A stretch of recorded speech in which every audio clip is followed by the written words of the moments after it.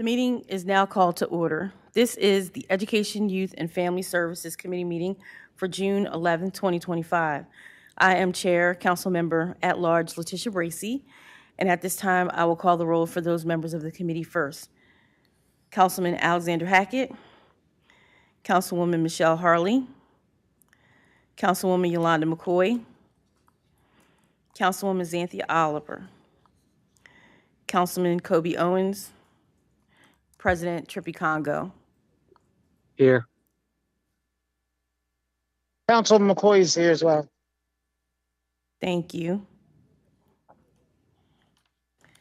As a friendly reminder, only members of the committee should be making motions and seconding.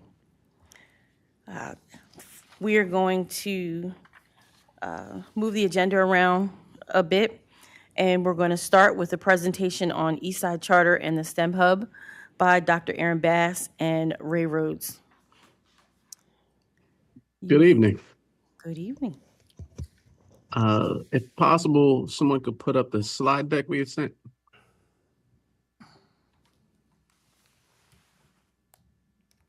Yep. I think WITN is working on that. Perfect.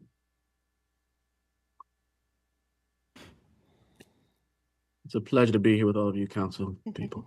Welcome. Glad to have you. Perfect. So you can, I see a hand up, Councilman Harley. Yes, Madam Chair, I just wanted to be acknowledged. Thank you, Mr. Rhodes. Thank you, Councilwoman Harley. Thank you. That was Dr. Bass. Mr. Rhodes is in the room. We just have the same barber. Thank you. Sorry about that. Chair No recognizes problem. So Councilman if you can Owens. click next, and I'll just walk you through this slide deck to tell you part of the conversation we're having is about what's taking place academically at Eastside, and then also talking about the workforce development that's taking place as well in conjunction with that. So you get the next slide.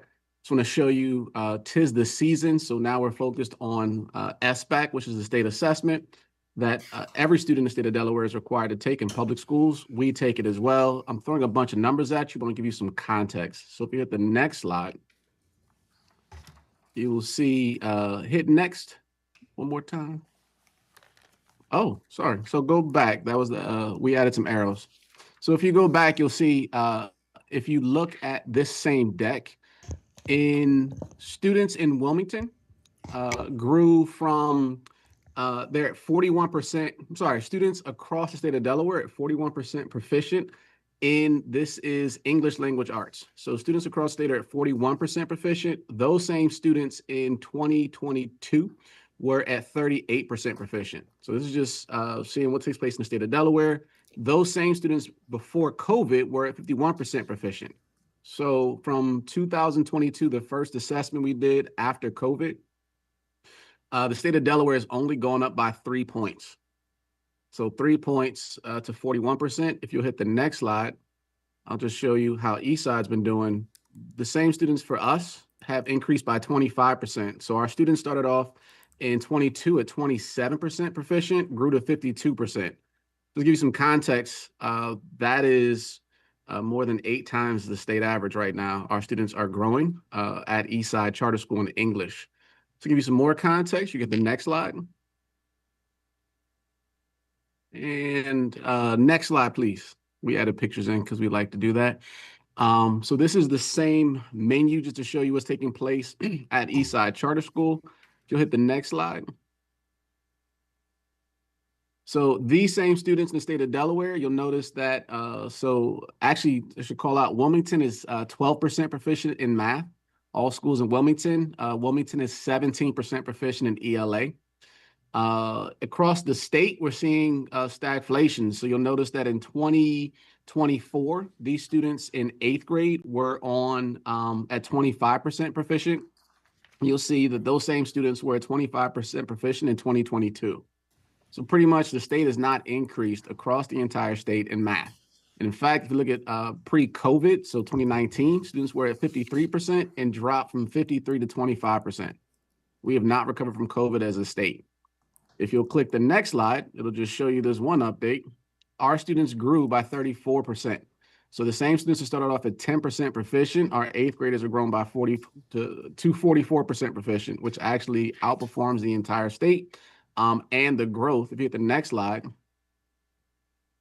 you'll see that this is the comparison of students at Eastside Charter School, which is in Wilmington. You will see that our students have beat the state average in math and in reading. And this is actually the second year in a row that our eighth graders have outperformed the entire average of students in the entire state. Just to brag a little bit more, get the next slide.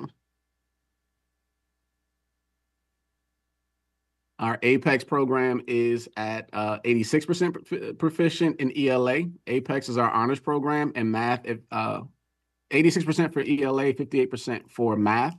In addition, our eighth graders earned over $250,000 in scholarships to the top private schools in the state of Delaware. Also, many have gone off into our public schools here in the state. If you'll click the next slide. Staff attrition, just one big thing to note. We're retaining 94% of our staff, actually 93.2% of our staff. That means a lot. We were losing about a third of our staff. In fact, when I got to Eastside Charter School in 2017, we were losing 2/3 of our staff every year. So one thing we're seeing is that our students, the longer they stay with us, the better off they perform, which is one of the reasons why we're able to see strong increases in our academics, especially outperforming the entire state in math and English, and then also outperforming every school in Wilmington as well. Wanted to talk a bit more, see the next slide, about some of the work that's taking place at our STEM hub. One theory of action that we had was to focus on if our parents and our families are able to have better success in workforce development, then they would also then have better success as far as our children. So with that, I'll kick it over to Ray Rhodes and get the next slide. Yes, good evening, all. Certainly a pleasure to be here. One of the pillars of the STEM Hub is workforce development, and what we do is we go out and partner with a number of providers here in Delaware. Our first cohort of nursing students, partnership with Del Tech, we had over 200 and some that were interested in the first cohort. We were able to get 25 students in the class. 19 of them received certifications in phlebotomy, CNA, emergency medical tech, and dialysis technician. Of those 19, 6 of them are employed, 12 of them are in Delaware Job Link, and Del Tech is working to get the other ones placed. So we partner with these organizations to say, hey, we have a space here. We have 2 chem labs, or 3 chem labs. We have a maker space and a gaming lab, where you don't have to change your mission, vision, or values. Just come to Eastside to teach the class, and we will get the seats filled for you. So those first 2 cohorts, or that first cohort with Del Tech was successful. Our current cohort is with DE Bio Connect. That cohort is in its second week. We had over 135 students interested, and right now they have 25 in the class.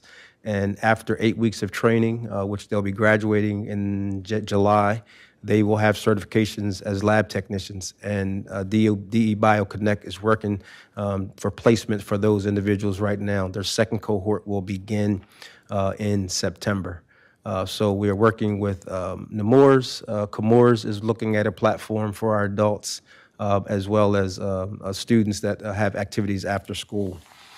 We have a variety of programming for both students and adults. We partner with an organization called Flux Space, who come in. They help design our space. They help pick out our furniture. And we're also partnering with them now to teach other schools throughout Delaware how to get this equipment on board, whether a 3D printer or a piece of equipment for students. We're working to get them to have access to be able to be trained. We had a number of schools come through on tours, and they stated that they have 3D printers in their schools, but nobody knows how to work them. So we partner with an organization that will teach those schools and teach those teachers and administrators how to use those so that they too can have access for their students. Future First Gaming, of course, everyone knows Malcolm, Nudie, and Steve. We partner with them. They come into the school and teach our students the intricacies of gaming, not only how to play the games, but also how to code the games, all the different careers that are in the games, in gaming industry. And we're also looking to partnership with UD, who now has gaming as a major.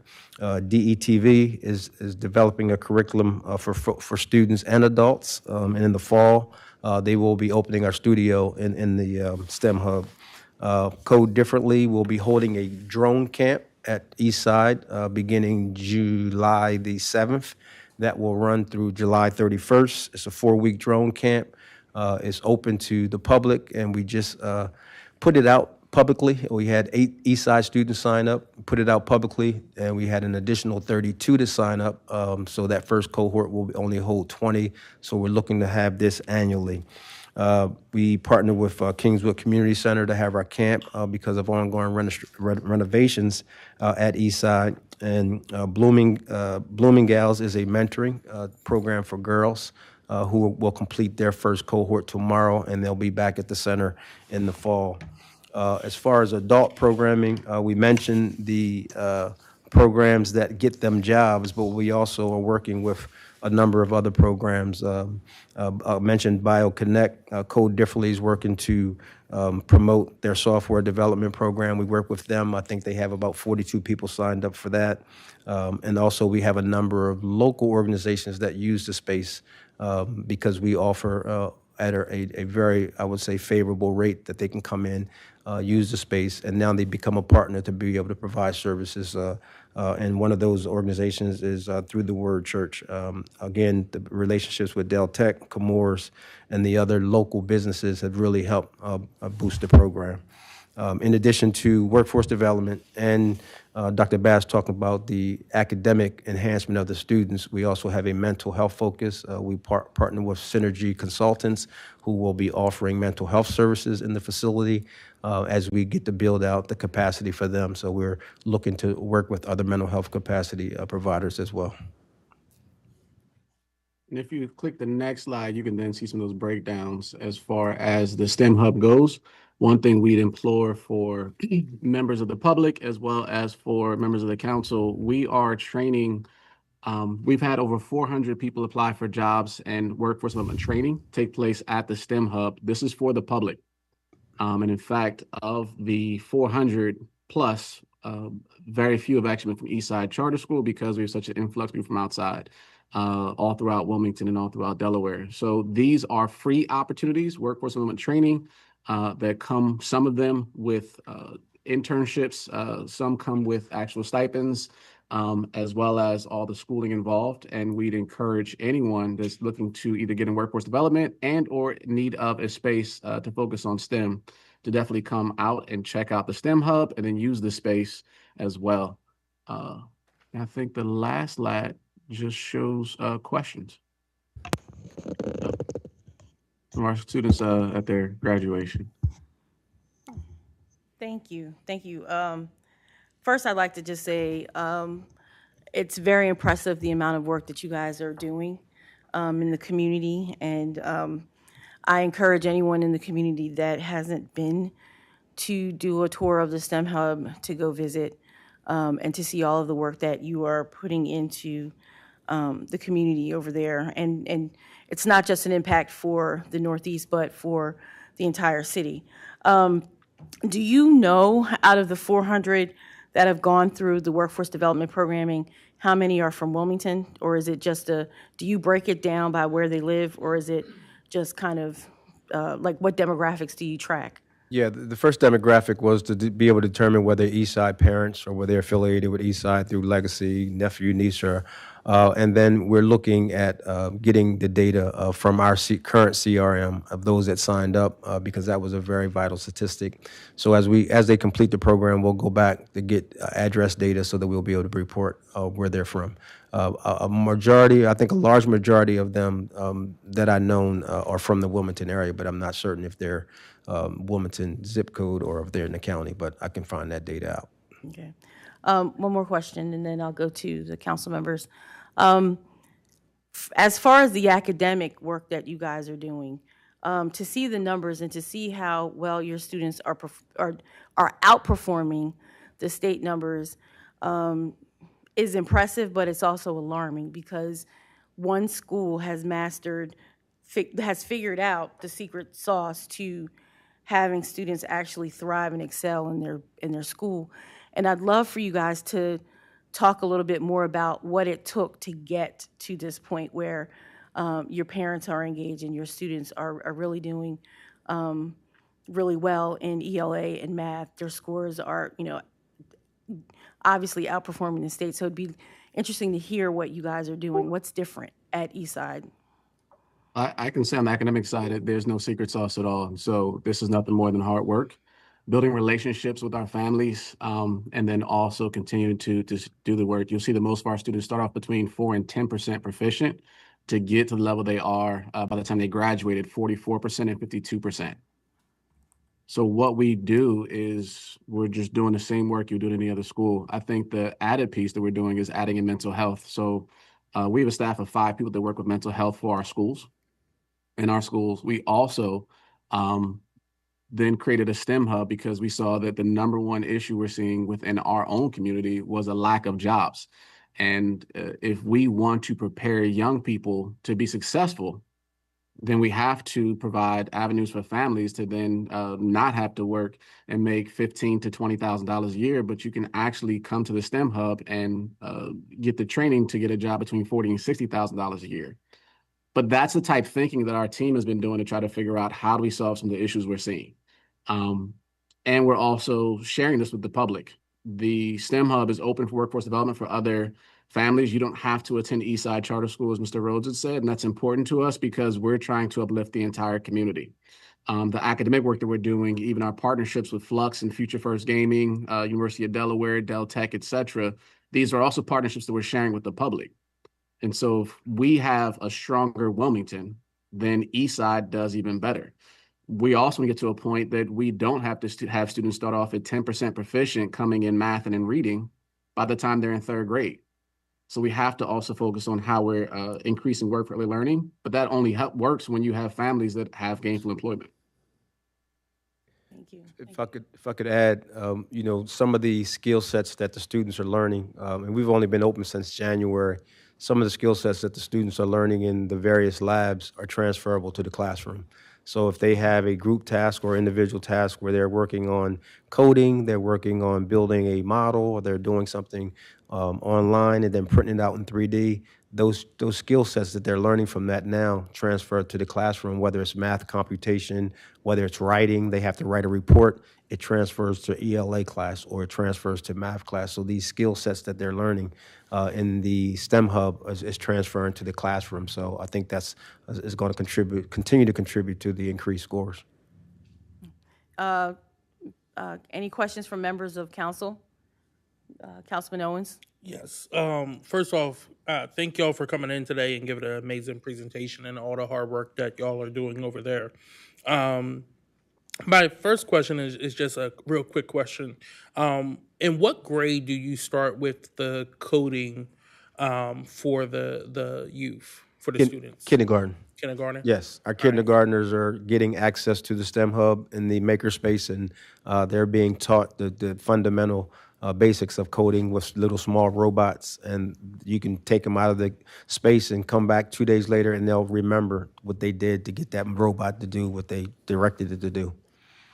And that sets a child up with them learning that so early. That sets them up to have a better opportunity to get a higher paying job in that field because they have so much experience in it. Yes. All right. Second, y'all talked about the retention of educators at your school. And I know that has been an issue at a lot of schools throughout the city of Wilmington of how do we keep teachers teaching in the city. Can you speak to what changed, what mechanisms y'all changed in order to start seeing more teachers want to stay at Eastside? I'll answer that question. I'll also jump in and say shout out to the Urban League as well for being a great partner in the work that we're doing. What do we do? So most research will tell you that educators give up on leaders. Educators are not leaving classrooms and not leaving schools because of students. It is all because of either effective leadership or ineffective leadership. I can say that we have been working on our leadership team, not just me, but also so Ray Rhodes being added on this year, as well as many others, our assistant principals and our finance and our other services, social services, because we want to make sure we're supporting our families. And so we've had families that have dealt with crisis. We've had families that have dealt with homelessness. We've had families that deal with murder and violence, etc. And I also have to say, I'm a parent as well. The most unique thing that I saw in the change of Eastside was when I enrolled my own children at Eastside Charter School. My daughter just graduated. My son graduated a few years ago. And then other staff that worked at Eastside also started enrolling their children there. In fact, most of our staff that have children in our school age send their kids to our school. That shift means that, one, we have educators that believe in the work that we're doing. Two, the other piece is that we also know that if my children are here, then I'll make better decisions, because it's not just about other people's children, it's about my own children. And so that shift has been huge for us. And the other thing is that every person at the school, anyone in our community, has my cell phone number and the cell phone numbers of every member of our leadership team. So if there's ever an issue that happens, anybody, it's open to the public, you can actually just reach out and talk to us, and we'll try to figure out how to solve the problem. But we're holding our young people, our staff, and our entire community accountable. And then we're also providing other opportunities and resources for them. We just build relationships, and we focus on children being successful because we're telling them, this is where you are, this is where I want you to be. And now we have people like in the Urban League, when you come in and happen to bring in mentors and adult professionals that look like our students, they can start to see where they're going in the future. But I gotta say, it's a very large ecosystem or organic system that we're doing.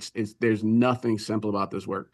It means every teacher is spending as much time focusing on every individual student, their growth, and then working with the next teacher so that those students are being handed off to somebody who, by the way, happens to have been at the school for a number of years as well, which means a lot to the students, to our families, and to us building stronger relationships. Thank you so much for that. Any questions, comments from Councilmember Harley? Yes, thank you, Madam Chair.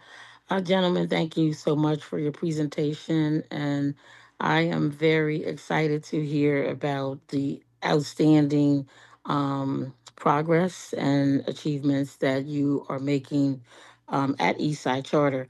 I had a couple of questions. So it was very impressive in terms of your proficiency of your students there. Now, as we know, the standards for Delaware and the numbers for Delaware have been pretty low. So when you think about how you're overachieving the state metrics, so how are you looking at those numbers in terms of are you have your own target, or you are just comparing it to the state scores? Good question, Councilwoman. So we look at one, we've been focusing on Wilmington. So every Wilmington school also been focusing on the entire state. Our work has really been about how we can see growth of each student. So it sounds really good to just show numbers and say that we went from 10% to 44% with the same cohort of children, and having our 8th grade graduate as a whole at 52% proficient. That's Okay. only because we are looking at each individual student and saying, how much can a student grow within 1 year? Okay.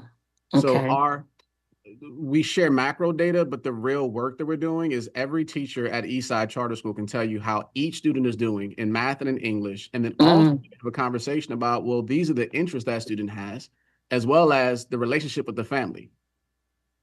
So when a student comes to us in kindergarten, we're working with the entire family all the way through 8th grade. Then we see our same students that are now going off to private schools and have earned $250,000 this year. In the last 4 to 5 years, our students have earned over $2 million in scholarships and are staying at those private schools. That's a success, not because we focus on these macro numbers. It's because we've been having individual conversations about, well, what do you want to be as far as your career? How do we get you into that space? How do we build those partnerships so we have mentors coming in? But then also, how do we have those students interact with those schools even earlier? The more students can see what they can do, the better off they can be. And I can even put a plug in for the work that Rhodes has been doing. In addition to working with adults, workforce development, any early learning program can come to Eastside Charter School STEM Hub for free and do something that Ray has created called Tech for Tots. We're partnering with early learning programs to expose 3 and 4-year-olds to the same coding that our kindergarten students are doing.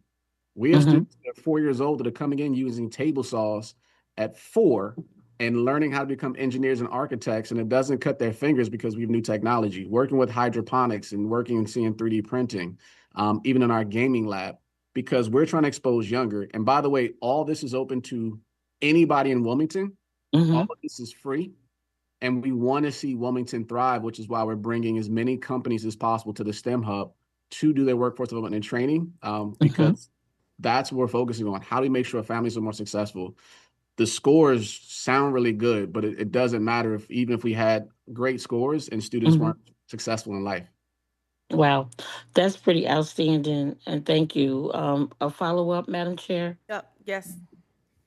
Yeah, so real quick, I think the last number I think I remember seeing your enrollment, it was what, around 445? Yep. Are you still at that number? Yeah, we're shy of 450. We're growing because of the new addition of our STEM Hub. We have room to expand to 480, to between 480 and 500 next year. So we are accepting enrollment right now, kindergarten through 2nd grade, as many of our older grades are filled. Okay, and the reason why I asked that question is because with the outstanding work y'all are doing, I am looking forward to y'all moving it up to a high school, 9th through 12th. Yes. So is that in your, in your future plans? We will have continued conversations with the great council people here, and try to do that work. I think for right now, we're focusing on how do we support other schools here in Wilmington? How do we make sure that we provide workforce development? And then if the plan is open to high school, we look forward to that too. Thank you. Thank you again for the great work that you're doing. That's all I have, Madam Chair. Thank you. Any other council members, comments or questions? Any comments, questions from the members of the public? Good evening, council member. My name is Brandon, and I'm an organizer with the Wilmington Tenants Union. I'm here tonight because housing is a youth and family issue. In my organizing, I've sat with families whose kids are being pulled out of school mid-year because the rent went up again, or because the landlord wouldn't fix the heat and they had no choice but to leave. I've watched parents juggle multiple jobs just to make the rent, while trying to keep their kids safe and stable. When housing is unstable, everything else starts to fall apart, especially for our young people. We talk about improving schools, reducing youth violence, and supporting mental health, but none of that is possible if families are constantly at risk of eviction. No student can focus on learning if they don't know where they're sleeping at night. No young person can thrive when their whole world keeps getting uprooted by rent hikes and displacement. So I just urge this committee in its seriousness about addressing the issues facing education, youth, and families, that it has to be serious about housing justice. That means supporting policies like rent stabilization so that families can stay rooted, kids can stay in schools, and Wilmington's future can actually be built on stability. I also have 70 signed postcards from residents across the city of Wilmington that would urge you, that are urging you to support rent stabilization and support bringing it back up for a vote in the city council. Thank you. Thank you.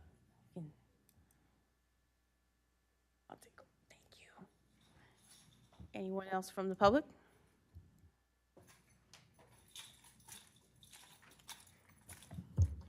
Hi, my name is Cheyenne Miller. I am here with the Homes Campaign, and I also have a stack of postcards here about rent stabilization. I used to work in the education policy field, and a lot of the things that we would encounter were the fact that people were trying their best in schools to take care of the children by also taking care of some of the community issues that fall outside of the realm of education. And what happened was that you would see a lot of schools who were pulling in psychologists, who were pulling in social workers, who were pulling in lots of different types of community support members that were supposed to help make sure that students were able to come to school and be fully prepared to learn. And a lot of what they were fighting was the issue of making sure that their families were housed, making sure the families were fed, making sure that these kids were coming in, having everything they needed at home to make sure they could come here. On June 5th, you, Letitia Bracey, and Yolanda McCoy voted against rent stabilization. That would have made sure that people's rents don't go up by more than 5% each year when they're struggling.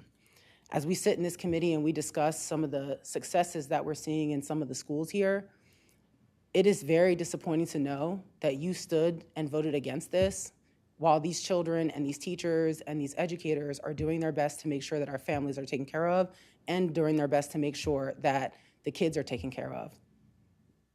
A lot of what people are doing here, that are doing in these amazing schools, they're busting their behinds to really make sure that our kids are educated, they are fighting against the thing that you voted against. It's extremely disappointing to know that you voted against that. Because while we're listening to these hardworking people who are here talking about how they're taking care of their community to make sure that they can find the jobs that they need, to make sure that they can afford to live in the community, you purposely made a choice to vote against legislation that would help keep these people housed, that would help keep the teachers housed, that would help keep the kids housed. It's very difficult for me to know whether or not you guys are serious about this community when I see you making these decisions that you make. I'd like to hand you these postcards. These are the people who asked you to vote yes on this. These are the people that were denied justice.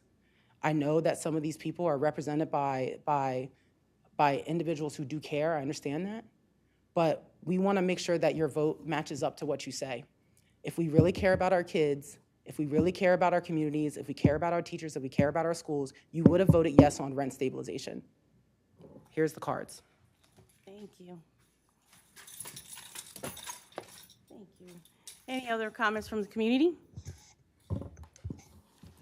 Seeing none, thank you so much for your presentation. And you guys have a great rest of your afternoon. All right, thank you. Thank you, and feel free to reach out to Eastside Charter School if any organizations are looking for a space to engage in STEM and or even enroll. Definitely reach out, but we are offering all of that for free to the public as far as workforce development, even the event space. Thank you so much. Thank you for your great work. Yes.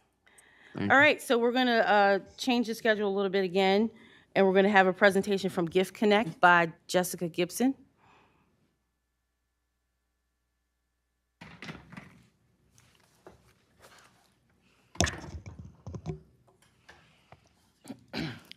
Good afternoon, committee, and thank you, Councilman at Large Bracey, for inviting us here this evening. I am joined by my colleague, Kima Fulgence, who is our early education consultant, and she will talk a little bit about our program once I conclude the presentation. Gift Connect is an organization that resides here in Wilmington, Delaware. We have a global presence. We have a literacy project happening in Kenya, Africa, and we currently want to replicate that project here in Delaware.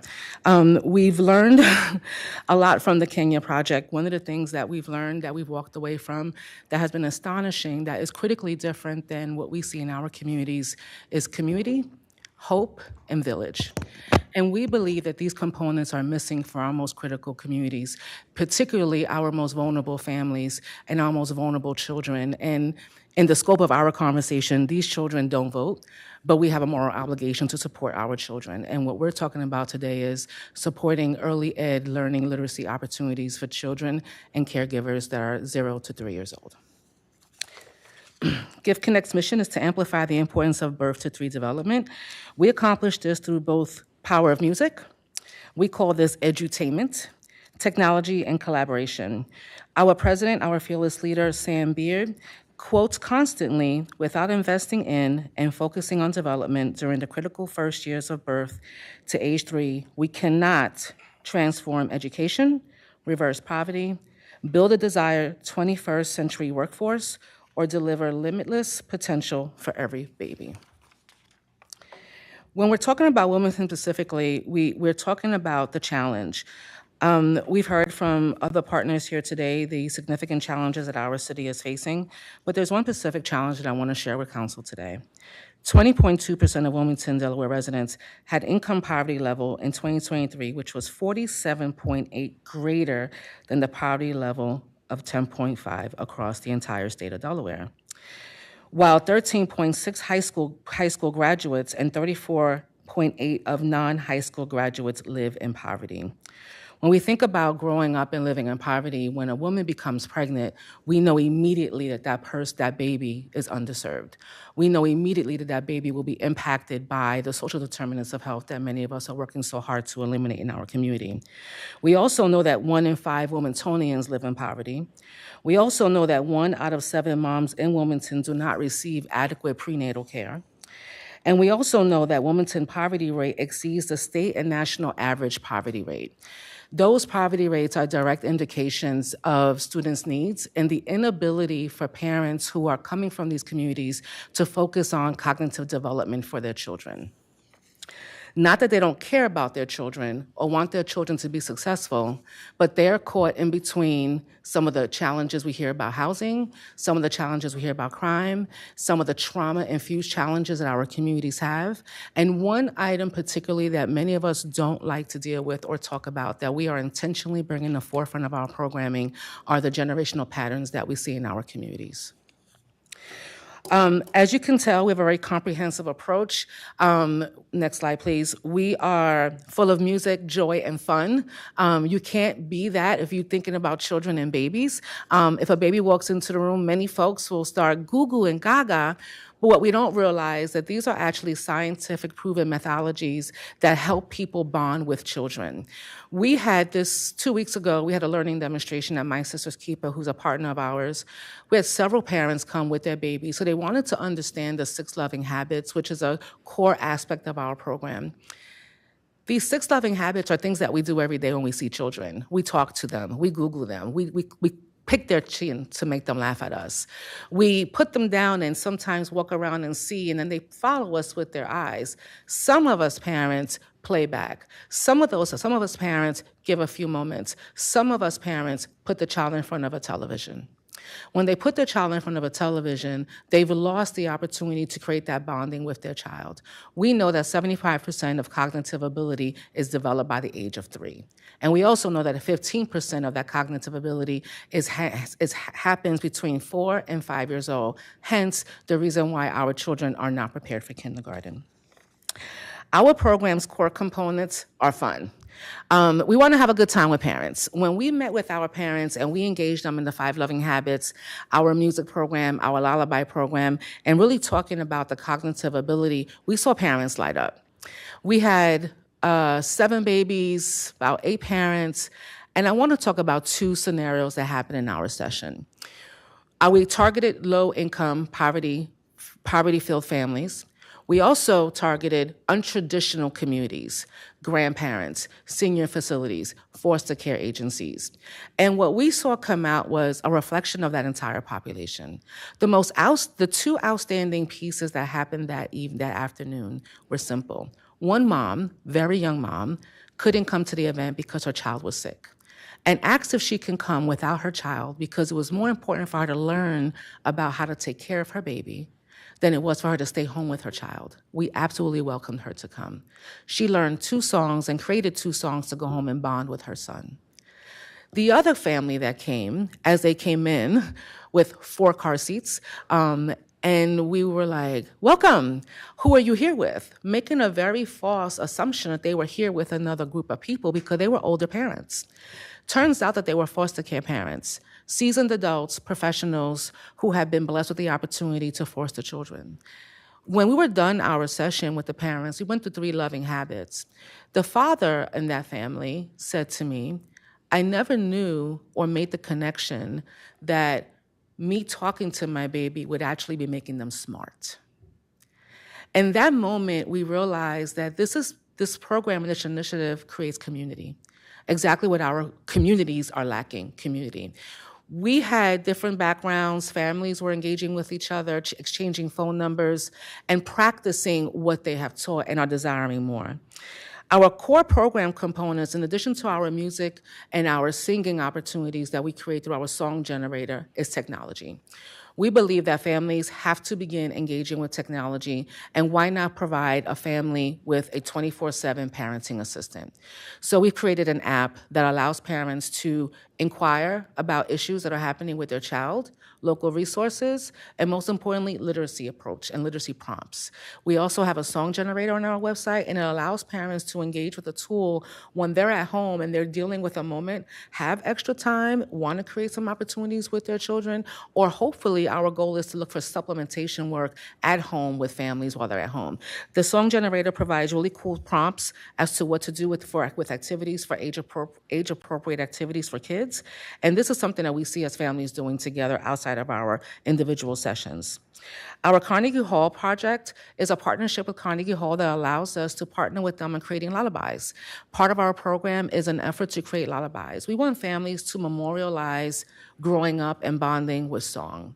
Song creates memories, song generates cognitive development, and song creates happiness and joy. In some environments, that happiness and joy might be the only opportunity this family will bond. We want to create those opportunities and empower our families and communities to feel comfortable doing something different that they may not have experienced themselves as a parent. One of the other aspects that we know are true in our communities is how our families are eating and the connection to cognitive ability.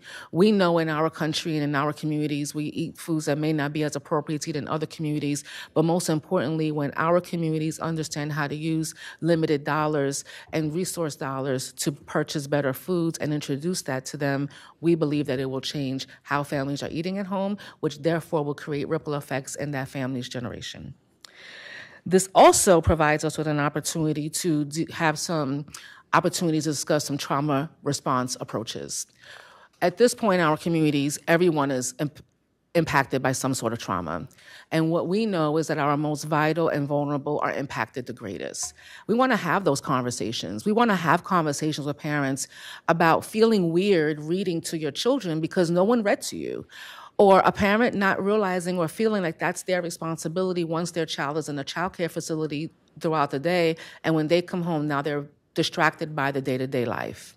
We want that parent to look at that time when they get home as an opportunity to set aside for the family to create that family time. Ultimately, in year 2, our program will generate 150 parent leaders in our community that we hope will become peer-to-peer trainers in the community and start working in communities from the grassroots up. When you talk about our programs and our curriculum, folks say to us, well, what kind of curriculum do you have? What programs are you doing? Who's doing these type of programs? Well, we've been looking really carefully, and we're really looking for partners who are doing direct service to families in Delaware. We haven't quite found any to partner with, which means there's obviously a void in the community. But most importantly, what we know from a systematic approach through organizations and agencies like DHSS and community organizations, many of us are not focused on that 0 to 3 population, that caregiver, that untraditional caregiver, and that parent to help them learn what those cognitive skills are and how to enhance those in their child growing up. So our approach is very intentional, it's evidence-based, and it's a multi-week program with pop-ups in between. I'm gonna allow Kima to talk a lot more and go a little deeper into our trauma response community engagement approaches shortly after I'm done. We've talked a little about the food intake and the essential nutrients for brain growth and our community projects. I will move along. You can go ahead to your second slide and talk about the impact of our work long-term. The impact of our long-term science shows that transformative impact on unprepared kindergarten entrants. Right now, 35% of our children are not prepared to go into kindergarten in our most underserved communities. That number is biased because that's a state number. There aren't numbers out there that are specifically talking to the city of Wilmington as it relates to kindergarten preparedness. However, we know that in the city of Wilmington, many of our children are not prepared for kindergarten, and that doesn't change. That gets worse. And if we don't catch them at kindergarten, we won't catch them, and we will lose another generation. When we thought about this work, we really thought about Delaware ranks 46. We did rank 44. How do we go from 44 to 46 nationally? Most importantly, how do we get up and move up in the rankings? we began looking nationally at what's happening throughout the country. Throughout the country, we know that there's at least one phenomenon that's changing people's lives, specifically underserved people's lives, and that's the work that happened with the Mississippi Miracle. The Mississippi Miracle 10 years ago had a modest investment of $15 million and changed the trajectory of not only that community, but generations to come. They fought for a 46th position for many years. Now we are in that position, and they're in the 20th position, ranking 4th in the country for literacy. So we've engaged a Mississippi Miracle. In fact, we brought the Mississippi Miracle to Delaware a few weeks ago, and we held a symposium. We held a symposium not to bring more people from outside of our community in to tell us how we should serve our community, but to ask them to share with us best practices and resources to allow us to look in our backyard and say, who's doing this well? And how can we partner to expand that work? And it was an amazing conversation. We had 65 individuals participate. We had legislators from the state down to the city council. Thank you, Councilman Bracey, for participating, and thank you, Londa McCoy, for participating. We certainly appreciate not having you here, and also representation from the mayor's office, which shows us that you care, and you know this situation's a vital situation, and it has to be a solution and a resource for parents to look at as we, as a state and a city and community, looking at our educational crisis. So what you see here are partners of the event that we held at our friends over at Eastside Charter School. Replicating some of their successes that they saw is simply saying, hey, how did you do it? Tell us how you did it. Tell us what the challenges were. Let us come back to our community, mitigate those challenges, and start creating some implementation strategies and piloting some programs. And how are we doing that? So we've begun talking to community members and community stakeholders, and we're recruiting. We're launching our program the top of October. We are partnering with organizations like the Eastside Charter School STEM Hub, Kingswood Academy, My Sister's Keeper, A Better Chance for Children, Network Connect, Community Education Building, Latin American Community Center, Ministry of Caring, and several others. We also understand and recognize that the faith-based institutions are a perfect animal and a perfect vehicle for us to engage parents as well, and are doing that as well. Some key dates and activities. We've met some of these milestones, but I thought it'd be great to share with you all. We're right on target for our launch and implementation, and we're taking June. We had our symposium in June, and from October to December, we will launch our first cohort and look forward to the community participating. Next slide. Thank you. And then next slide. The next slide. Thank you. The next slide, please. I want to go back to my original comment when I think about this work, and I think about the urgency that many of us feel in our community. But I've taken it a step further and defined it as our moral obligation, our moral responsibility. When we look in our communities and look at our homeless communities and look at our drug-infested communities and our poverty ratings, and some of these students that are in our schools getting super awesome support, we also really do have to look at our own responsibility as a community and community leaders, and what does that look like, and what role are you playing in this practice? Is an opportunity to lead early childhood intervention. Currently, there isn't much happening in this space when it comes to intervention and helping families. We know that we have to be evidence-based and intentional about the work that we're doing.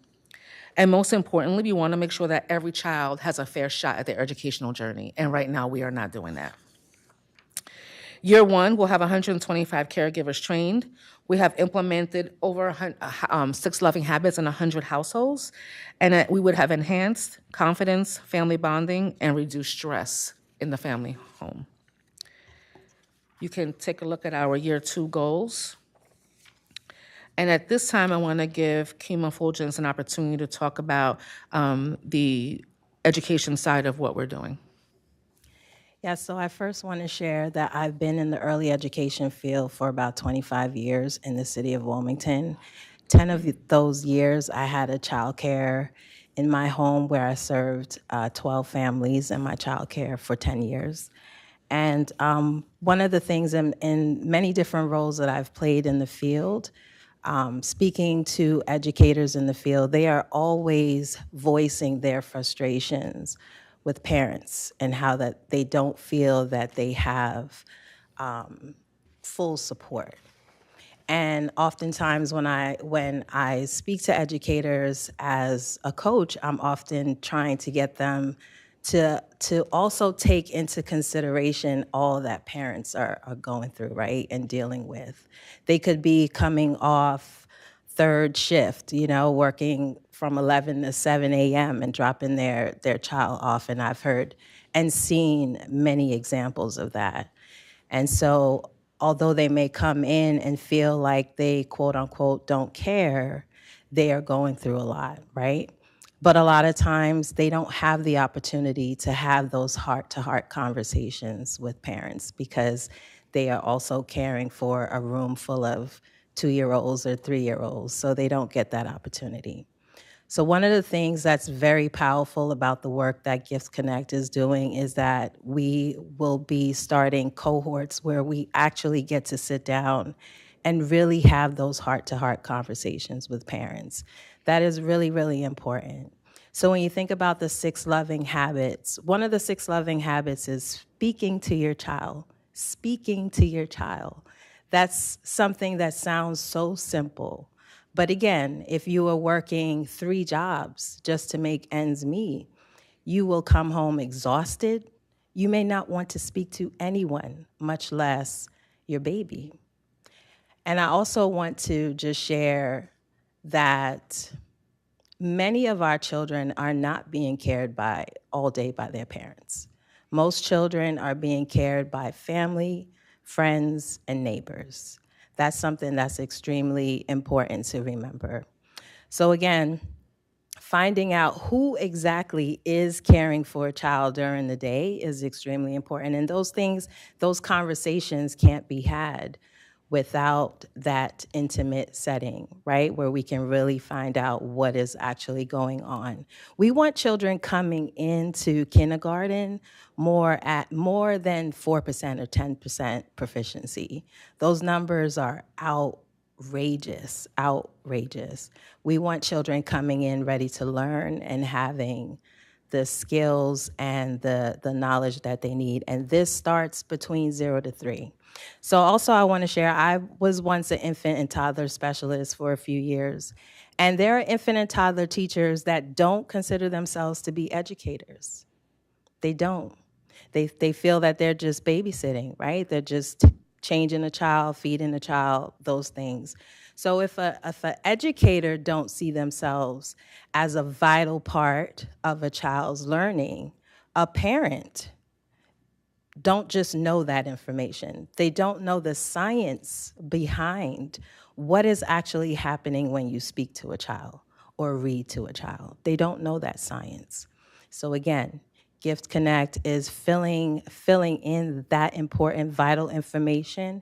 If parent knew how important it was to speak to their child or to read to their child, they may actually find time to do it. Especially if they have community that is around them and coming up with solution of how they can actually get that done. Thank you, Kima. There's just a few things I want to add that we learned when we had our community demonstration and we surveyed our families.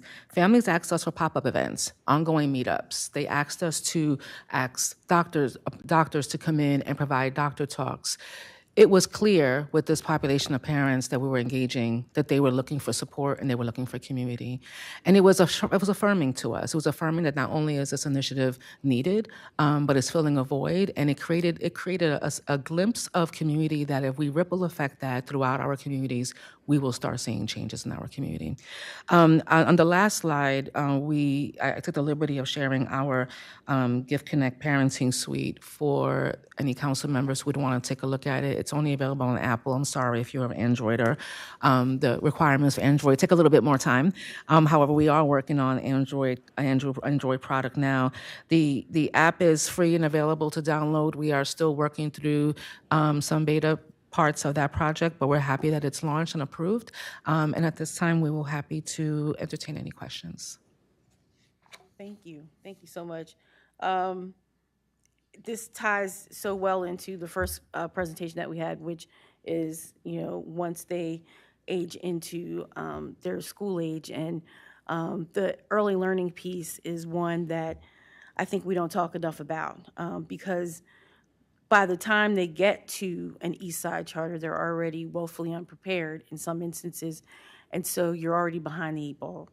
And the more we start to focus on how we address education holistically, every piece of this, including our housing advocates that were here earlier, they make a good point about we have to look at what the child is experiencing from birth all the way through. And so I appreciate the fact that you guys are really honing in on that birth to 3 and bringing that type of programming to Wilmington. With that, I'll open it up to questions from any of the council members. I see Councilwoman McCoy. Yes, can you hear me? Yep. Okay. Yeah, thank you. Thank you. I'm so sorry. Yeah, the reason I was wanted to ask the question because I attended the meeting on Sunday. It was actually a great meeting, and we got a chance to meet the representatives from Mississippi who made us aware of some of the things that they've done to change the dynamics in Mississippi when it comes to literacy and also math literacy. I think my biggest question is when it comes to this group, as we're starting to see more changes in education, like I do have now an early learning center within my district from Christina. There now we have pre-K and K, seems to be, now part of like public school. Will we see any type of like, are you doing any type of advocating for like policy to make certain that we mandate like kindergarten? Because I think the last time I checked, that's actually not even a mandate still. You're right, and thank you for that question. There is a component of our work that is connected to lobbying. However, we're really careful about what we lobby for and how we lobby. There are groups out here that have been lobbying for years, work out of Rodell, work out of DOE, and we're all working collaboratively. So if at the event we had tons of folks there working collaboratively, I'm happy to say that Superintendent Darrell Green from Red Clay School District has reached out and wants to start having collaboration conversations immediately, which is pivotal because that creates an opportunity for us to gain access to those early kindergarten parents on the front end. Similarly to our conversation with Eastside Charter School, when they survey those parents when they come in that kindergarten grade, and they find out there's 2 or 3 toddlers at home, or mom is pregnant, or there's another non-custodial parent in that space, that's our juncture to intervene and create pipeline. And we plan on doing the same thing in other areas as well, and allow the folks in Delaware who are equipped to do the lobbying and lead the lobbying and support their work. I hope that answers your question, Councilwoman McCoy. Thank you. It did, but I'm like, anything else, I'll definitely try to contact you after. Thanks. Councilwoman Harley? Yes, thank you, Madam Chair. Thank you for the presentation. I believe the Wilmington Public Library had an event that they partnered with this particular organization, if I'm not mistaken. Do you remember that last year? So that was, I think that was before my time, and I think they didn't, that was last year, I believe, before my time here, and I believe it was some sort of music festival they did with families and children. Is that the event that you're referencing? Yes. Yeah. Mm-hmm. Yes, I was going to ask you, what was the goal, and are you continuing to do those types? Was that an example of a pop-up? Because as you may not know, but Jay Street was one of the musicians. Ian Smith was one of the musicians. And I was just curious to know, is that the type of pop-up? Is that one of the type of pop-ups that you're doing to engage families, parents, and et cetera? Yes, we actually did one at My Sister's Keeper a few weeks ago. And we plan on doing those type of pop-ups in between our programs as we develop our cohorts. Okay. And quick follow-up, Madam Chair. Yep. So from your research, what is your number one aim in terms of trying to touch these families? Like, what is your number one aim and objective? Like how to do that? Councilman Harley, you always ask great, hard questions. There isn't one way that we can do this type of work. We have to look at this parent and caregiver in a whole, as a whole person. What is happening in their home, what's happening in their community, and what has happened in their life that has gotten in the way of them focusing on cognitive development. And that may not be as much as we think it is. That very well might be, no one told me it was important. Or that well might be, I don't have time for that. So it's going to be critically important that as we engage families, we're helping them understand exactly what that father said that day, as simple as it was. I didn't realize that me talking to my child would make them smart when they were 3 and ready for kindergarten. So if I have the pleasure to answer your question, our number one goal is to make sure our children are ready for kindergarten. And we believe that that will ripple effect into creating healthier and happier families. Okay, thank you. And my last follow-up, Madam Chair, Okay, go ahead. my last follow-up, as it relates to the information that was shared and a possible solution is that they have these family and friend, I think it's children and families in a number of the schools. And as you were sharing, how you want to get connected to the families as soon as possible, that may be one vehicle because they're right in the schools, their families, children and families, it's a nonprofit that are located. I know they're in Bancroft. I know they're at Warner, and I'm sure they're at some of the other schools. And so I just wanted to make that suggestion to you in terms of how you can directly connect with some of the families. That's it. Thank you. I appreciate that. And I want to assure you that Dr. Mullen is part of our advisory team, and we're actually strategizing now on what does that partnership look like, particularly in their home nursing visiting program, because their home nurses are visiting families at the home.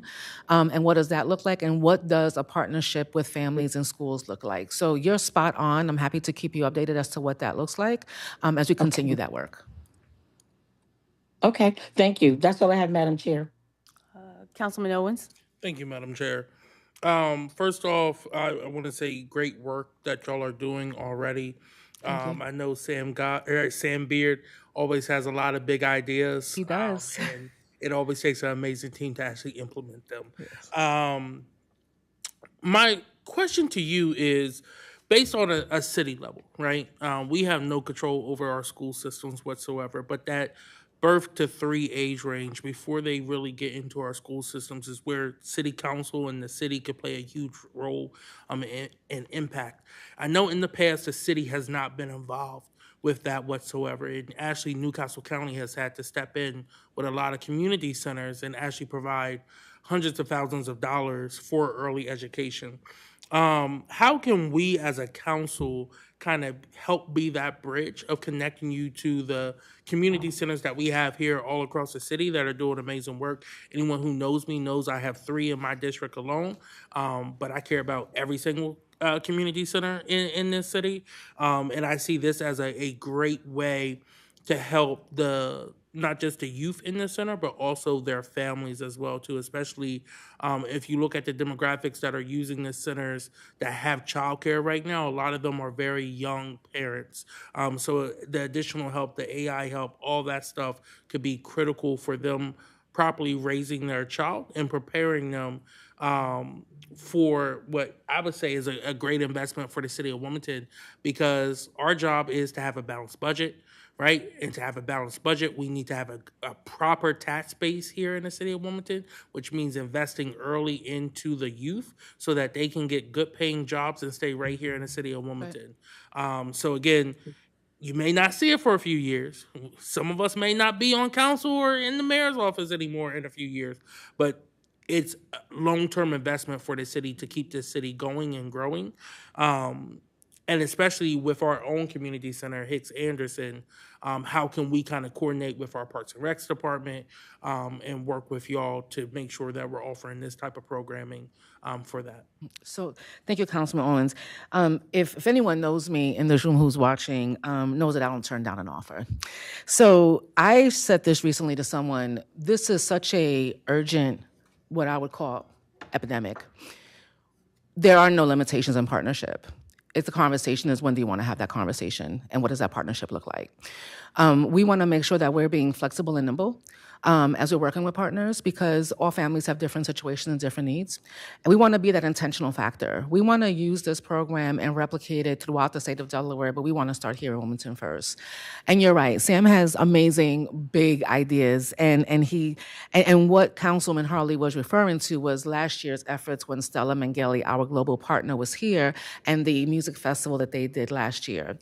This year we're a lot more intentional, because we're a lot more laser focused, and we've honed in on exactly what the program should look like and the outcomes of that program.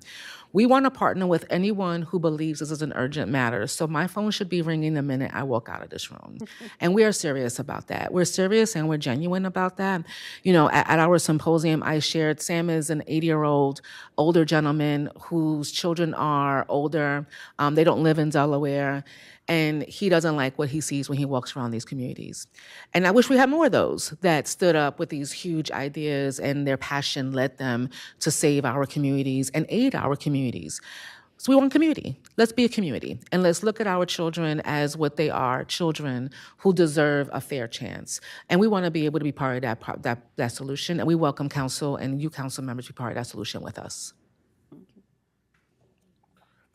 Just for the record, I'm a huge supporter of Sam. Sam's Delaware through and through. He's worked with numerous presidents. He's built out programs before.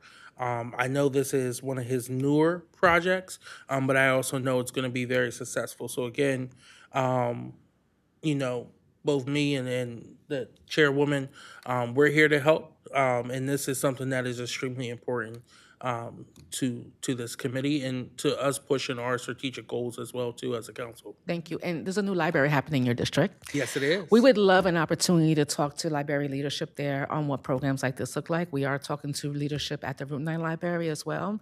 We believe the more that we can saturate our community, the quicker that ripple effect can begin to happen. So the hiring process has started there. But then also, you know, I know we're having an unfortunate leaving transition. So I think it may be a little holding pattern there, but I'll make sure we get that. Sure. The reason why that library project is unique outside of children and parents and books, the obvious, is because that project is community-led by younger individuals. What we're seeing now are that Gen Zs don't read.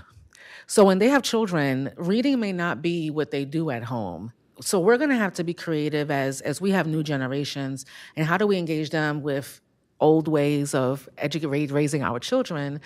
But the library project in the North Market Street area is one that's being driven by the community, unlike Route 9, which was driven by the older folks in the community. There's value and there's merit in communicating and collaborating with the community in that space to make this a community-driven project, which is ultimately our goal. No, I completely agree with you. And I'm looking forward to that opening, hopefully in September. And I do know there are some youth who would be willing to sit down and talk about that. Awesome. Thank you. Thank you. Any other questions from members of council? Any questions or comments from members of the public? Coming up to the podium, state your name and... Hi, my name is Janine Campbell.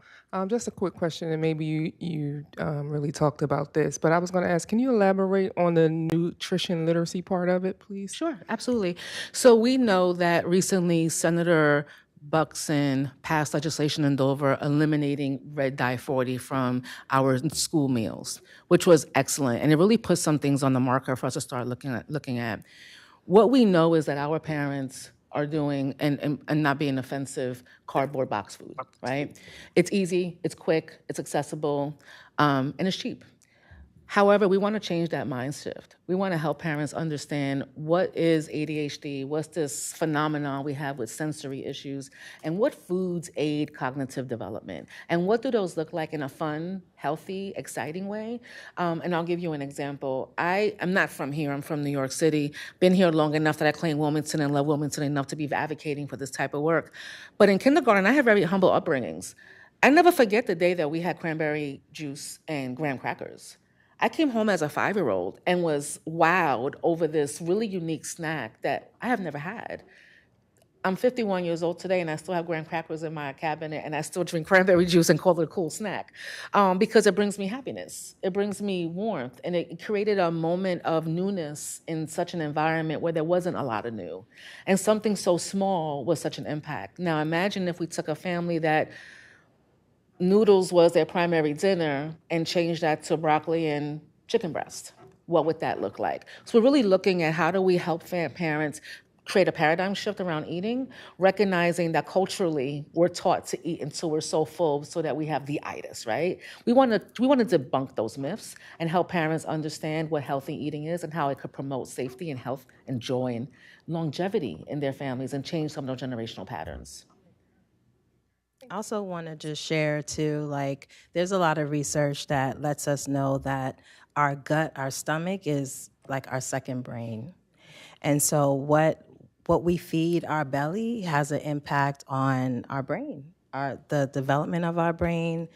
We get brain fog, we get all types of things depending on what we eat. So and oftentimes I'll even share when I had my childcare, I was on the food program and I was feeding children that had never seen a strawberry, had never eaten a cantaloupe or any of those things. And their parents will come and say, oh my goodness, my child, I was in the supermarket with them and they pointed out cucumbers and wanted me to buy that. And I had never given it to them, but they had it at Miss Kima's house. So being exposed to things, also parents tend to, if they feed a child something one time and they don't eat it, they take it off the table. But coming into spaces where they have the opportunity to try those different types of foods on a regular basis gets a child to choose what they like for themselves. So I just wanted to add that. Thank you. So I just had one other question. So would this include like some kind of cooking demonstrations? Yes, Okay. yes, cooking demonstrations, recipe sharing, yes. Okay. Thank you. Sure. Thank you. One of the other areas that I didn't touch on in our presentation, which can keep us here for hours, is womb trauma. The trauma that wombs experience and what that looks like. So when we think about a parent who may not be getting adequate prenatal care, who might be living in a distressed environment, who's about to have a baby, the baby is already at a disadvantage before it's already born. So we want to aid those challenges in our community. We want to do it authentically. We want to do it intentionally. Thank you. Sure. Councilwoman Harley. Yes, Madam Chair. One last question. How are you partnering with child care providers? Because as I'm listening to you, your targeted ages from birth to 3 years old, you said? Yes. So the child care providers, do you have a strategic plan as it relates to how to identify child care providers and get in front of them? Yes, we are currently working with DHSS and their home visiting program. We also are working with DHSS on engaging with their child care providers. And in the city of Wilmington, we have 13 large centers that want to work with us as well. Awesome. That's all I have, Madam Chair. Thank you.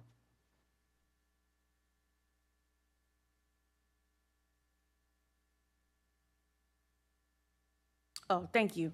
Any other comments from the public?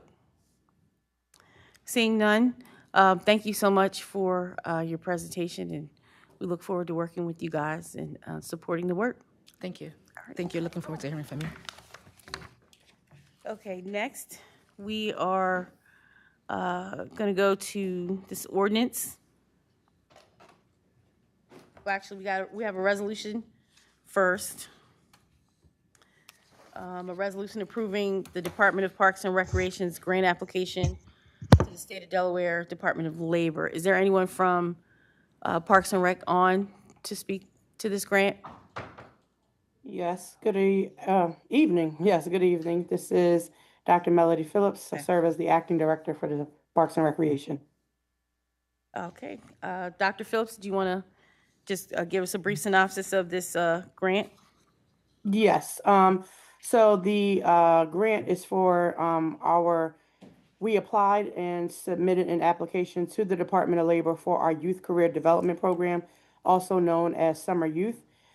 This resolution that we're seeking is in reference to the total grant, which is $190,000 being offered from the Department of Labor. It funds wages only for the youth, and specifically wages for up to 300 workers that will work in our workforce development track this summer, some that start this upcoming Monday, and youth who will work in our traditional internship track. This does not apply to the next level internship track.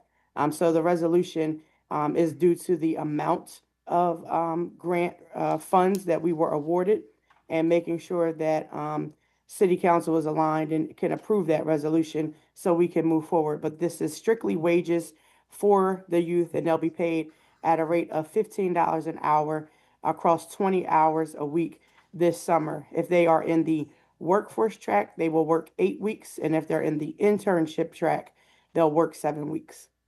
Thank you. Any questions from the council members? Okay, seeing none, this is, do you have? I was just going to say, can you have me as a co-sponsor? Oh, yeah.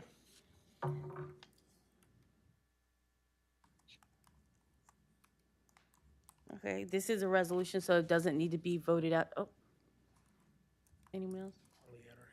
Councilwoman Harley? Yes, Madam Chair, I would like to be added as a co-sponsor as well. I think this is a great opportunity.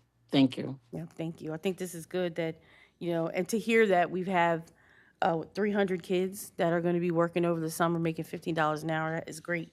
Great news. Since this is a resolution, it doesn't need to be voted out of committee.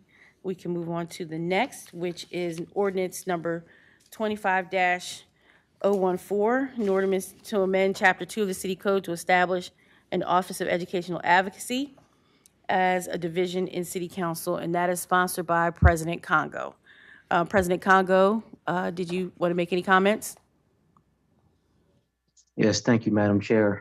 As many of you know, we have been trying to have a voice, in the way our children are educated for several years now, and this is just ordinance that's going to officially introduce our Office of Educational Advocacy. We had two great presentations this evening, just speaking to the need of us as council members being at the table. So again, this is just us trying to help, trying to fill in gaps, trying not to duplicate any services. But there aren't any groups, official groups, that specifically advocate for Wilmington, Wilmington City children who are in Wilmington City students. So that's where we just want to fill in that gap. We have an excellent director in Dr. O, and I can't wait for her to be a part of your on your agenda so we can officially introduce her to the public. But she has already hit the ground running.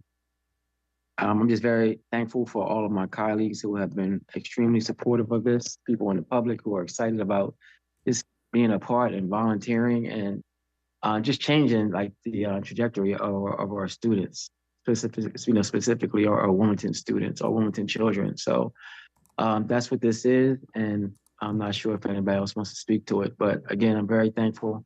I want to thank the staff because they have been very, very helpful in everything so far, as just kind of guiding the office and making sure that we're doing things correctly. And I'm looking forward to it. I think it's going to be great results. I have to take our time and make sure that we're getting it right. But I'm very excited to just change how our children, to help change our children educated. Thank you, President Congo. Councilwoman McCoy. Yes, thank you. I just would like to basically agree with President Congo. This is something that actually I have been looking forward to seeing the council do something. It seems as though we've been always poked and prodded, but yet we've always had to rely on, our state counterparts to try to figure some things out. So I love the fact that we have now taken a step forward and wanted to give some answers for ourselves, and then have someone else to be able to introduce that information the right way to our counterparts to try to maybe find out whether or not there is a way that we can create some change here within our city. So I am looking forward to seeing Dr. O do more things. I'm so glad that she's now here. And even though this is our wind down time for the city when it comes to schools, but as President Congo stated, this is going to be this is the marathon, not a sprint. We're going to take our time. We're going to measure twice, cut once, and make certain that we actually have the best information available to to be able to pass on to our counterparts downstate. So I'm excited about this, and I can't wait to see what comes of it. And if I could please be added as a co-sponsor, that'd be great. Thank you, Councilwoman. Councilwoman Harley. Thank you, Madam Chair. I don't want to be redundant as it relates to what has already been said, but I am excited about how City Council has stepped up to the plate and how we have answered the call. As it has already been said, it has been mentioned to us, spoken to us, presented to us, but this time when it was presented to us, I'm really happy that we were able and prepared to really step up to the call, step up to the plate, and collectively say, this is something that we're going to do. We're going to put it in a budget. We're going to make it happen, and I'm excited about it. I do believe that we have a great person for the position. When I looked at the legislation under the objectives, there was one area that I was a little concerned about, where it talks about creating a unified voice through of the students throughout the whole city. I'm like, how's she going to do that? Create that? But I'm just saying that, lightly. I was, in reading the legislation, again, like the president already mentioned, we're more so an advocate, and we're like being in the background, working and pushing and working collectively together with the other educational advocate organizations. So I'm excited about it, and I'm glad that we were able to put this in the budget, make it happen, and I'm looking forward to us working collectively together and hearing about our progress and how we are making a difference. Thank you. That's all I have. Thank you. Councilman Owens? Yes. And to be added as a co-sponsor, I'm sorry. Go ahead. Yes, thank you, Madam Chair. First off, I just want to say thank you to Council President for continuing to push this and advocate for this. This is extremely important when it comes to our youth here in the city of Wilmington. And I've said this from the very beginning, so I'm going to say it one more time. Education isn't just in the school building. It is all around, year-round, 24/7.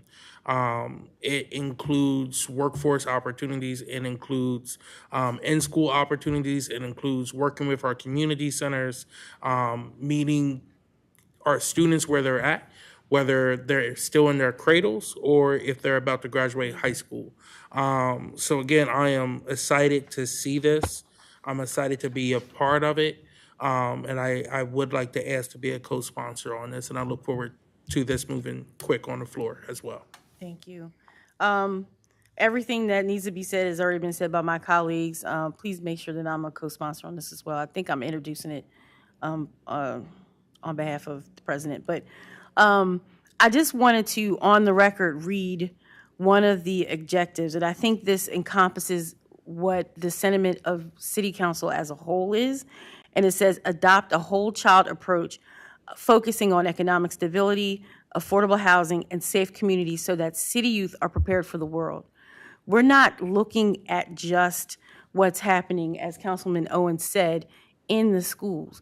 We're looking at what's happening in our city and how we can play a bigger role in addressing all of the issues that as it relates to our children and them being in safe communities, them having stable housing, because all of that leads into what happens in the classroom. So there's a lot that the city can't do.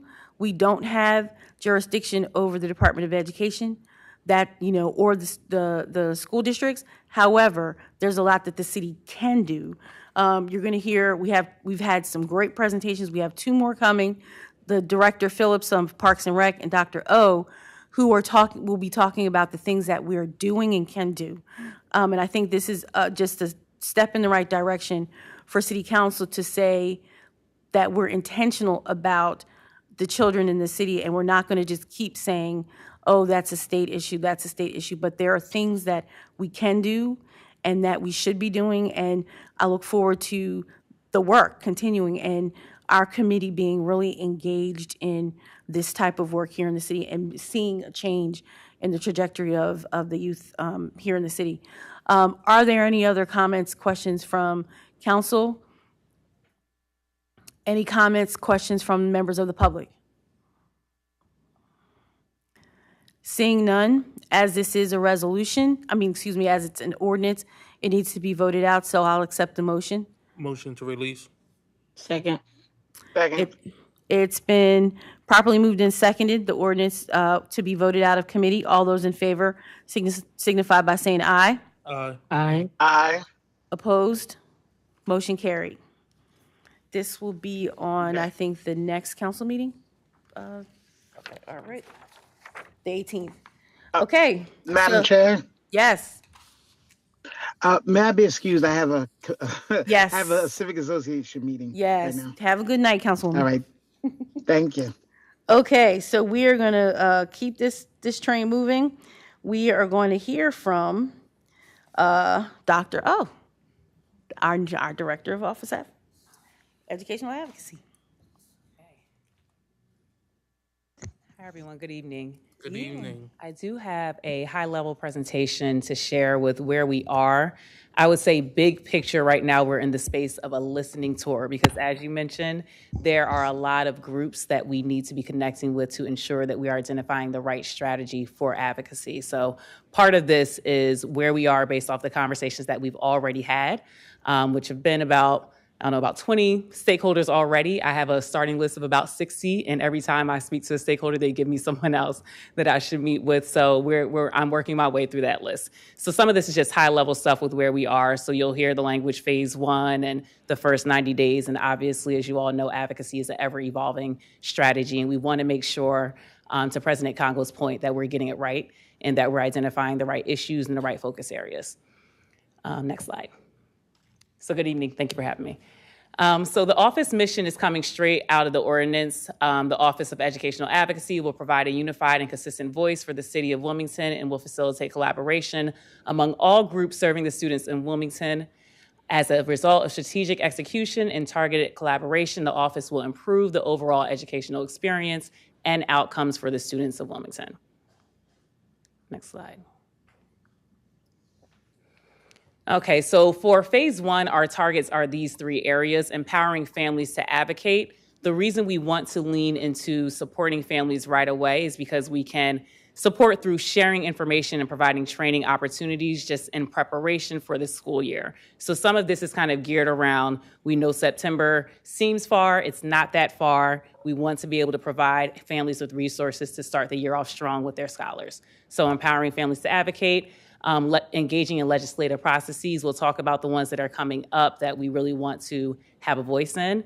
And then finally, executing actions based off of research and strategy. That's going to be the ever-evolving space. So research meaning quantitative research. What does the data say? What does the historical data say? What are the conversations, the themes that are coming out of the discussions that we're having with all of our stakeholders? So legislators, school leaders, school-based families, community members. The strategy needs to be informed from those conversations. So that's an ever-evolving structure. But we will be spearheading the response and our actions in response to those trends. So you'll see where we are for our 90-day plan. Next slide.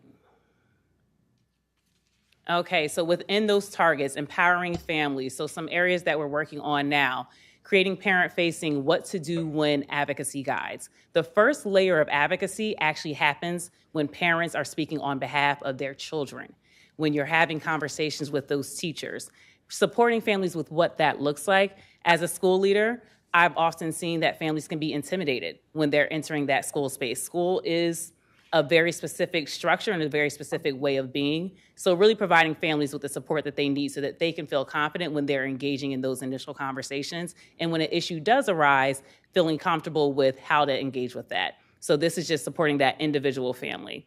Creating a platform for sharing these advocacy tips, receiving family and community feedback. We want to have a constant funnel of receiving information from our families. So creating a platform that allows that to happen in a way that's the most accessible. So we had a great conversation with the communications department today. So we're playing with different structures, different formats, websites, social media. So really trying to pull in as much information as possible, as well as those in-person meetings.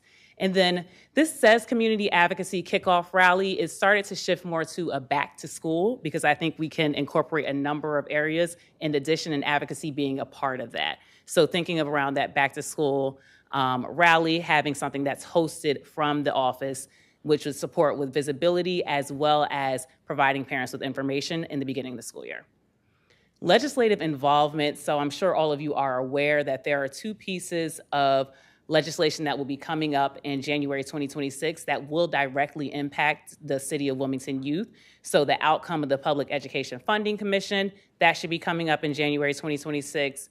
And then Reading Consortium, that information should be coming up in January 2026 if it makes this upcoming season. So those 2 pieces are humongous for the City of Wilmington. So we are engaging in those conversations, connecting with those stakeholders so that we have a seat at the table.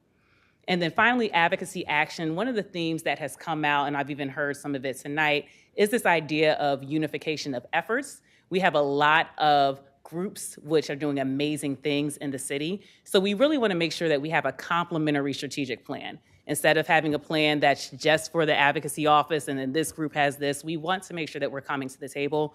So part of that effort will be hosting an interagency quarterly session.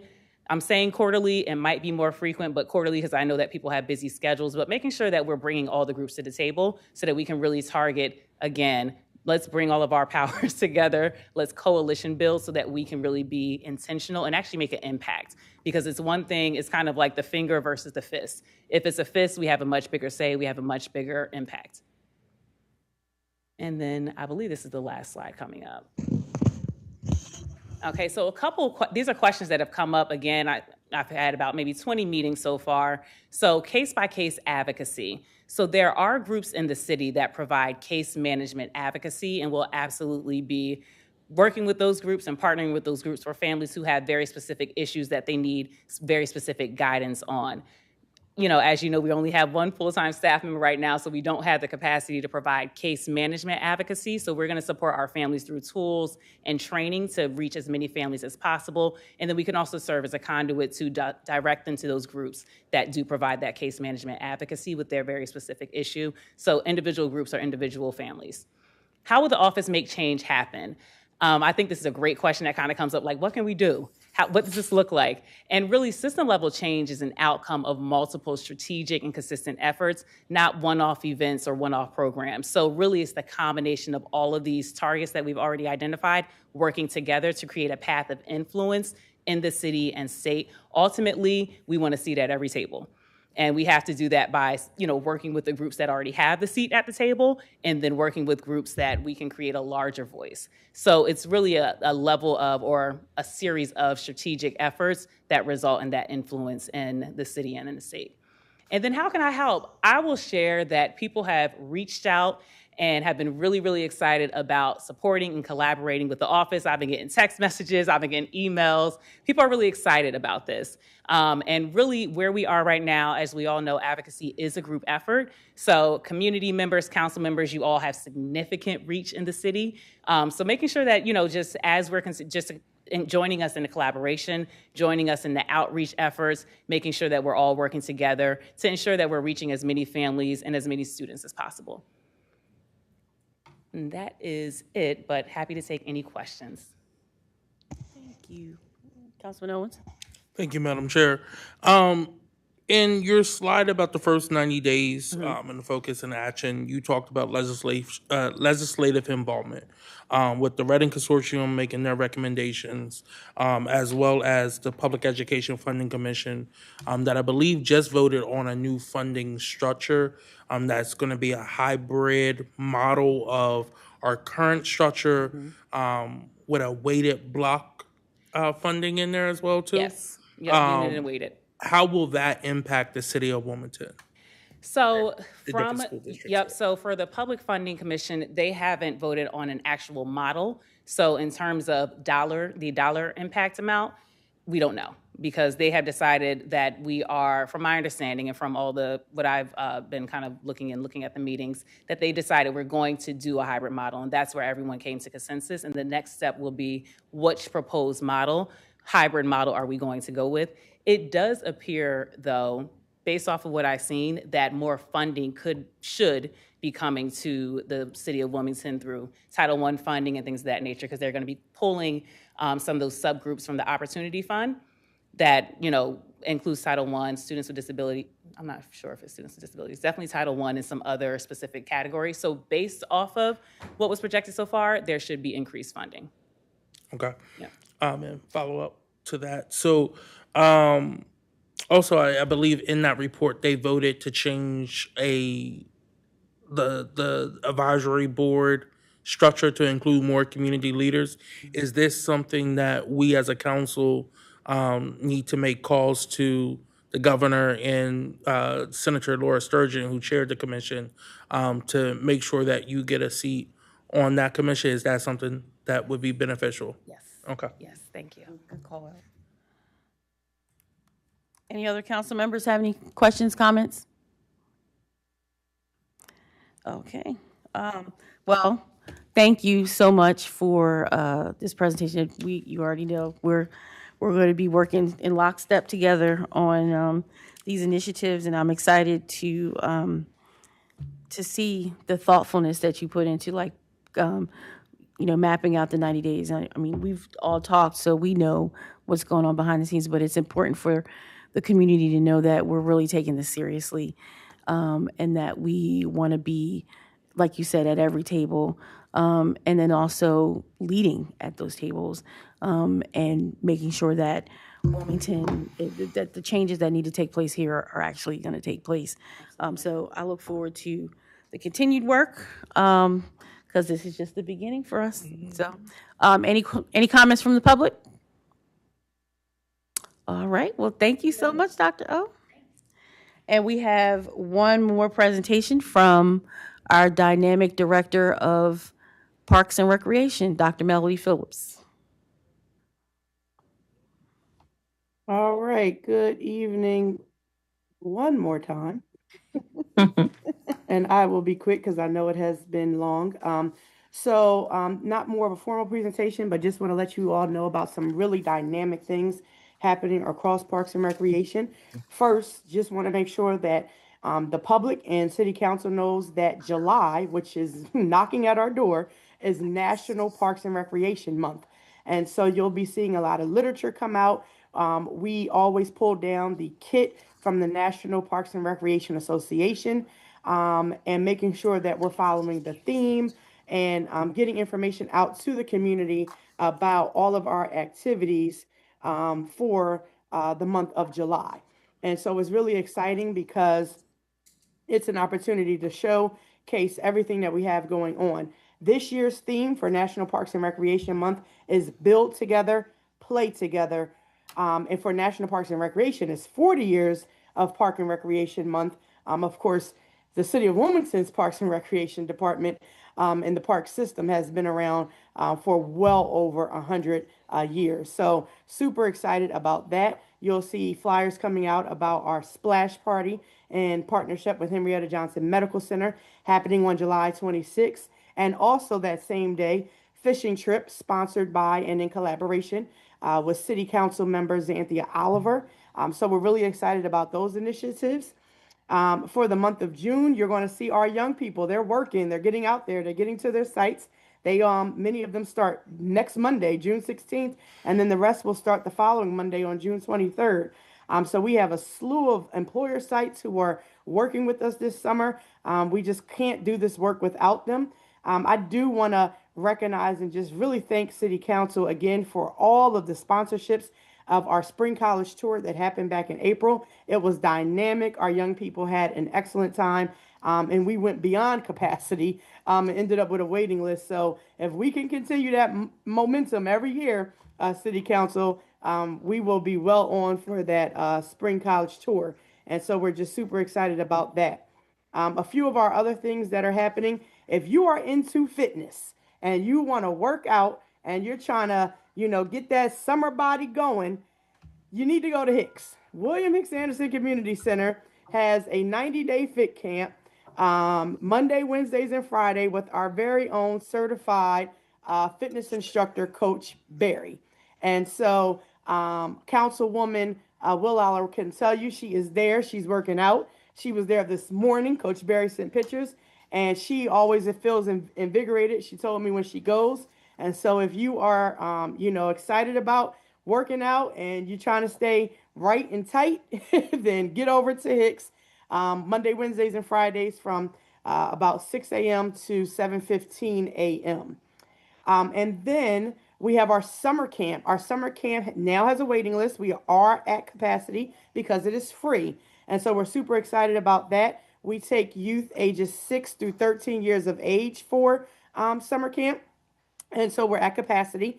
As a friendly note, because we significantly believe in partnerships, we are now referring families over to MSK Community Center that may not be able to, join our camp. So that way they can still attempt to enroll not only in a center that is still in the city, but in very close proximity to William Hicks Anderson Community Center. So I'm super excited about that. And as we all know, Play Streets is coming. So City Council, the flyer just got approved. You'll be getting that flyer soon. We're hitting all 8 districts. Councilwoman Bracy is our sponsor for Play Streets. She has been reaching out to us to make sure that we are on the move along with the Honorable Rashima Dixon's father, Mr. Dixon, making sure that we're taking care of things. Play Streets is always a dynamic time. We are bringing Double Dutch to Play Streets this year in partnership with Philly Girls Jump. And so I don't know if any council members are Double Dutch fans or used to, throw down when you were younger, but you may want to be at these Play Streets events, a little friendly competition around a little Double Dutch. So we're super excited about that. And to have Philly Girls Jump join us for a few of those Play Streets events. We've partnered this year again with Open Streets, and so we'll be at some of their events this year as well. And finally, as you all know from budget presentation, we have 2 new programs coming. We have our Youth Entrepreneurship Business Program that will be launching this fall, and we have our pop-outs that we're going to be doing this summer, our recreation mobile units. You're going to see our recreation program coordinators, our recreation staff popping out on the kids at parks, doing a variety of recreational activities with them and trying to incorporate education. In fact, I was just chatting or texting with one of my mentees who actually happens to be one of our sorors, Councilwoman Bracy, and a former team member of the warehouse. She is Dr. O's intern. Her name's Soraya, and she is going to be working with Dr. O this summer. So there's another great partnership opportunity around education and parks along with City Council. So when I say we're doing the work, we are doing the work. And City Council, one last thing, as well as community members, we will be hosting our very first Next Level Youth Summit, August 14th. Mark your calendars. It will be held at the Community Education Building in partnership with the Community Education Building. But get this, it's youth-led, youth keynote speaker, youth registration table, youth committees, the Next Level Youth Internship Program. Key project this summer is this Youth Level Summit. I had an opportunity to speak with those young people yesterday. One young lady already raised her hand to be the keynote speaker, and this is going to be dynamic. Parks and Recreation is going to show the entire state how to do a youth-led summit, and we're going to be on fire. Thank you so much.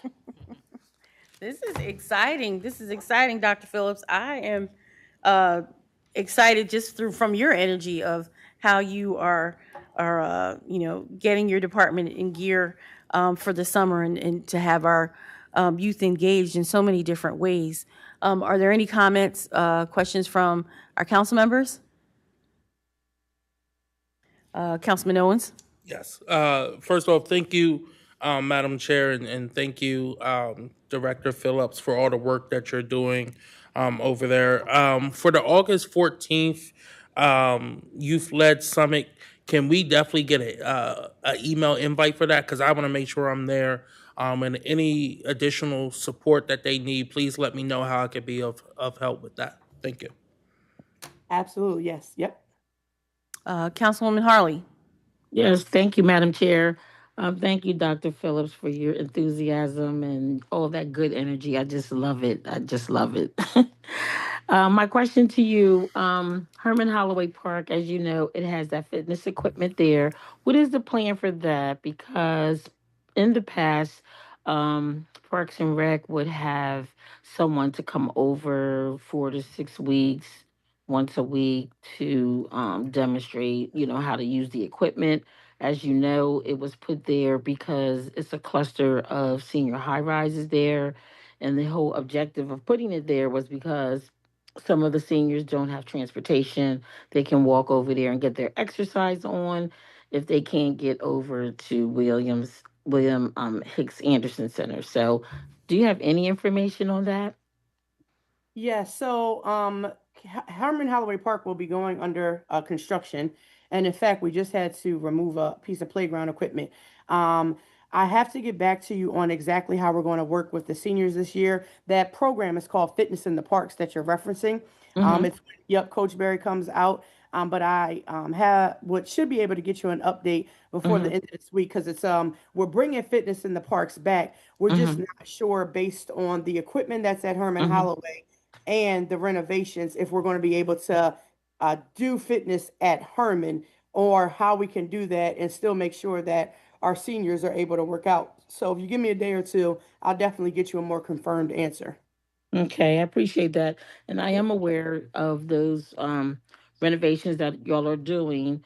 And if, due to the renovations, if they, if it doesn't happen this particular summer, but I'm sure y'all gonna keep I was told y'all were keeping the equipment. So I'm thinking if y'all keeping the equipment that you will continue having that trainer over there. So when does the actual renovation start?